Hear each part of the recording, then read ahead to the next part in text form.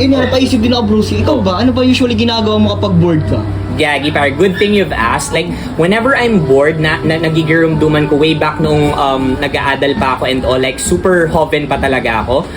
Tapos, bawal akong magluwas because nagkaaranggutan ako ng mom and dad ko dahil hindi ako nagturog ng udto. Ano nga, Brucey, ginagawa mo? Ang dami mo sinabi. Ay, gagi, par, nagpapasaya ko. Broski? Nagpapasaya ako ng mga ng mga pampanamits here sa Harong. Huh? Like I have 3 favorite papasayons and all. I have milk, I have asukar, and of course, my ever favorite Milo, gagi. Ganun ba, Broski? Kapag bored ako, yan ang pinapasay ko and all. Kumakain ka ng Broski? Gagi, par, wag mong sabihin sa akin na hindi mo pa siya tinry and all kasi para kang palpal if not. Never ko pang nasubukan yung Broski. Ay, gagi, par. Diabetes sa abutin ko dyan eh. Gagi, par, you're missing half of your life. Ganun ba? Oo, gagi, par, but let me help you. I'm going to help you, broski, like super tabang by tasting this tree tapos i-rate ko siya accordingly. Okay, sige, okay yan, broski. Para at least ma-inculcate, like mag-relaog sa utak mo, broski, sa payo mo kung anong lasa ng mga. Para maintindihan ko rin. Yes. So first na namitan ko dito, broski, is the asukar.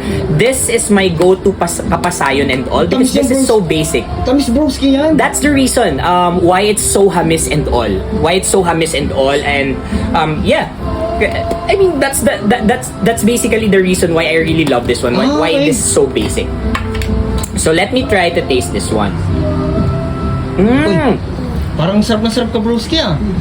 I would say this is 7 over 10, broski. Oh, bakit 7 lang? 7 over 10 because although mahamis talaga siya and all, I don't like the texture sa dila ko. Bakit naman, broski? Although baybayis siya, hindi siya melts in your mouth quickly talaga. Okay. Take note, broski. It takes time, ganun? Yes, it takes time. And I don't like that. Ayoko naghaharala talaga and all. But in terms of the taste, I really love it. That's why I'm giving this a fair 7, broski. Okay. Take note, broski, kung gusto mo magpasay ng asukar, make sure na yung brown para mas mahamis. Okay. Alright? Second. Ano yung second, broski? Milk. Gatas, broski. Kala mo tinitimpla lang to and all? Oo, tinitimpla ko yan eh. No. Oh, gagi ba? Parang pala. Ay, gagi par. The parong, like starting with its parong. Parang nakaka-addict, broski. Gagi par.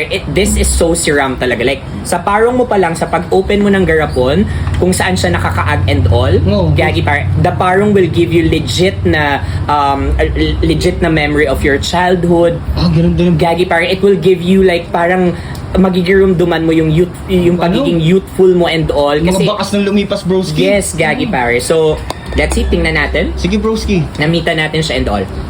Parang sarap na sarap I would give this one as 9 over 10.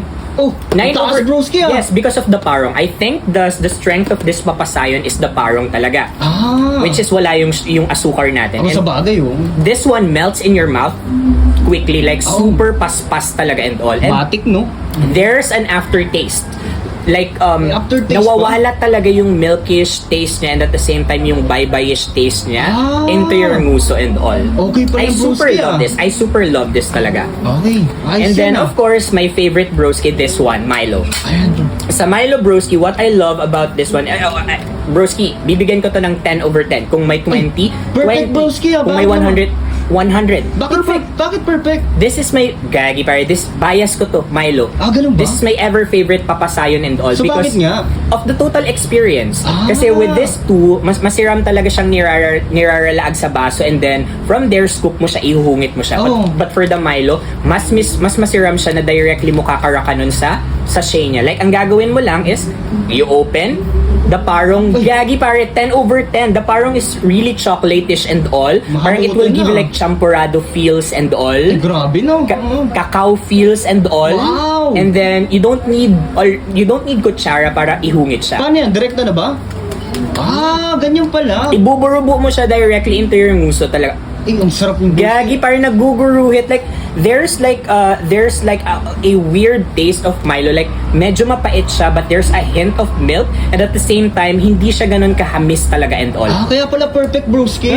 Unlike this, nakakaumay talaga and all, the two. The asukar and the gatas. But for this one, alam mo, broski, nainggit tuloy ako bigla.